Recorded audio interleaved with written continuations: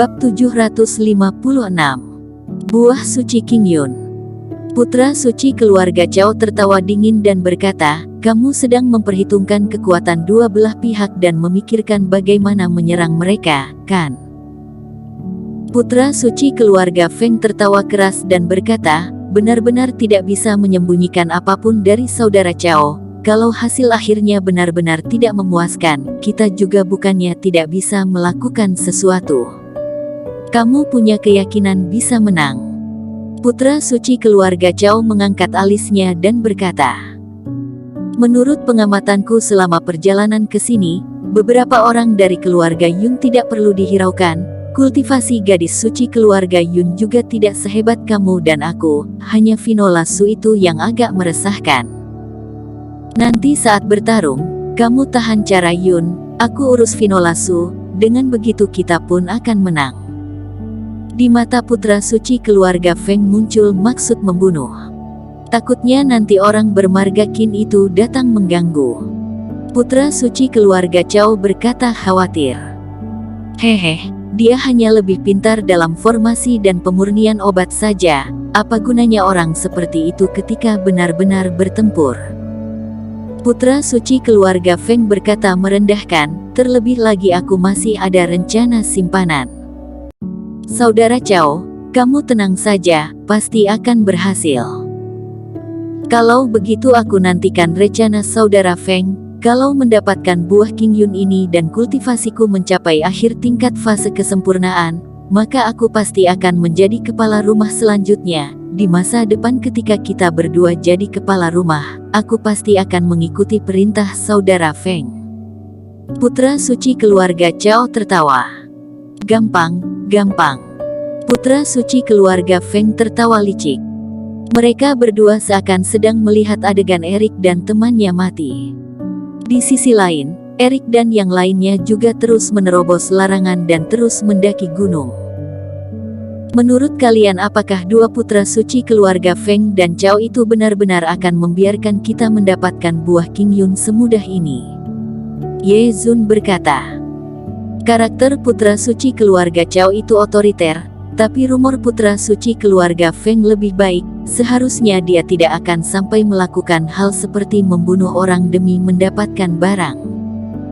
Gadis suci keluarga Yun mengerutkan keningnya dan berkata, "Orang seperti ini semakin perlu diwaspadai." Erik berkata datar, "Gadis suci, apakah kamu pernah mendengar sebuah pepatah? Orang munafik lebih menakutkan dibandingkan penjahat sungguhan." Gadis suci keluarga Yun terdiam dan tidak melawan. Sebagai keluarga besar di dunia tersembunyi, dia sudah sering mengalami perkhianatan dan trik-trik licik. "Kalau begitu apakah kita perlu melakukan persiapan?" Vinola Su bertanya. "Sudah pasti harus melakukan persiapan. Bagus kalau mereka mengikuti aturan. Tapi kalau mereka mulai tidak tahu malu." Di mata Erik muncul maksud membunuh. "Jangan salahkan kita tidak berperasaan." Mereka semua mengangguk. Kesadaran membunuh dan mewaspadai orang tidak boleh tidak ada. Erik melihat ke arah Bella. "Via, nanti kamu bantu aku melakukan sesuatu. Kita seperti ini." Erik mengumpulkan mereka semua dan menjelaskan rencananya dengan suara kecil. Setelah itu, Ye Zun tersenyum dan berkata, "Bagus, kalau mereka melakukan sesuatu, kita matikan mereka dengan cara ini." Dua kelompok ini lanjut mendaki ke atas dengan pikiran masing-masing. Meskipun halangan ke atas lumayan banyak, tapi tidak rumit.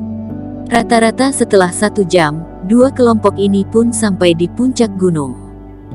Area di puncak gunung tidak kecil, seperti sebuah halaman yang sangat besar. Dan di pusat tumbuh sebuah pohon tua.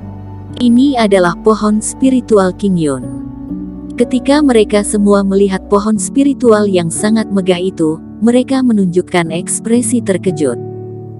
Di puncak gunung, pohon spiritual itu berdiri tinggi dan menyebarkan reiki yang sangat pekat. Setiap ranting yang tumbuh bersinar dan bersih, bahkan daunnya saja telah mencapai tingkat raja obat. Hanya dengan menghirup aroma wangi pohon spiritual ini, ada pejuang yang kultivasinya menunjukkan tanda-tanda meningkat ke fase berikutnya. Pantas saja bisa menjadi pohon berharga 10 sekte besar kuno, dia punya kelebihannya. Erik diam-diam berkata. Mereka semua berjalan maju, menembus ranting-ranting pohon yang tumbuh lebat. Mereka bisa melihat buah spiritual berwarna hijau yang dikelilingi reiki bergantung di ranting pohon spiritual. Ini adalah pertama kalinya Erik melihat buah spiritual kuno. Buah-buah ini kira-kira sebesar apel, sebening kristal, seakan-akan dibuat dari air. Reiki yang mengelilingi buah spiritual itu sangat pekat, bahkan mereka bisa melihat reiki membentuk sebuah lingkaran yang terus berputar mengelilingi buah spiritual. 1, 2, 16 buah, kali ini kita untung besar. Putra suci keluarga Chao tersentak, di matanya muncul kekagetan. Biasanya, pohon Qingyun hanya akan berbuah kira-kira 10 buah spiritual, tapi kali ini lebih banyak 60%. Itu apa? Tiba-tiba ada orang yang menemukan sesuatu, dia menunjuk ke puncak pohon spiritual. Itu adalah buah suci Qingyun. Astaga, bisa-bisanya membuahkan buah suci Qingyun. Ada seorang tetua berkata terkejut. Mereka semua mendongak melihat ke sana. Mereka melihat di ranting paling tinggi pohon spiritual Qingyun, tergantung sebuah buah berwarna hijau gelap. Reiki di sekitar buah ini paling pekat, membentuk sebuah kabut spiritual yang hampir menutupi buah itu. Bahkan membuahkan buah suci. Putra suci keluarga Feng juga sedikit kaget dan berkata, menurut legenda, pohon spiritual Qingyun ini berbuah beratus-ratus kali baru membuahkan satu buah suci. Efek buah ini sangat mengejutkan, tidak hanya bisa meningkatkan kultivasi pejuang, dengar-dengar juga bisa menghidupkan orang mati. Hati orang-orang mulai dipenuhi dengan keinginan memiliki buah suci ini. Semuanya, sekarang kondisinya berubah. Di pohon spiritual Qingyun ini, total ada 16 buah spiritual, 1 buah suci. Apakah ada yang punya ide bagaimana membagikan buah-buah ini? Setelah melihat buah spiritual, putra suci keluarga Feng melihat ke arah semua orang. Hati setiap orang bergejolak, mereka tahu bagian paling penting sudah tiba. Gampang, menurut peraturan sebelumnya, seorang 1 buah. Sedangkan buah suci itu, jalan menuju kemari diberikan oleh putra suci keluarga Feng. Buah suci ini seharusnya diberikan kepadanya. Putra suci keluarga Chao lebih dulu berkata, menurutku tidak benar. Gadis suci keluarga Yun menggelengkan kepala, sebelumnya kita sudah setuju membagi buah spiritual menurut pengorbanan yang telah dilakukan. Selama perjalanan ke sini, Erik menyumbangkan paling banyak kekuatannya, menurutku seharusnya diberikan kepadanya. Kening putra suci keluarga Feng berkerut. Lelucon. Kalau bukan saudara Feng memberikan peta, kalian bahkan tidak akan menemukan pohon spiritual ini. Apanya yang mau dibagi? Putra suci keluarga Chao tertawa dingin. Kalau mau berkata seperti itu, kalau bukan karena Erik membantu kalian dalam menghancurkan formasi, kalian sekarang masih berada dalam kabut racun. Ambil buah suci apa? Ye Zun tertawa dingin. Benar, kalau tidak ada Erik yang menghancurkan formasi mayat hidup, kalian dari awal sudah dibunuh mayat hidup. Mana ada keuntungan yang bisa dibicarakan? Si brewok juga menambahkan. Memangnya selama perjalanan ini, pengorbanan putra suci keluarga Feng tidak banyak. Putra suci keluarga Chao berkata marah. Kalau tidak begini saja, kita berkelahi saja. Siapa menang siapa yang mengambil semuanya, bagaimana? Ye Zun berkata. Memangnya kita takut denganmu? Putra suci keluarga Chao berseru dingin. Orang-orang ribut, siapapun tidak berhasil mengambil kesimpulan. Sudah.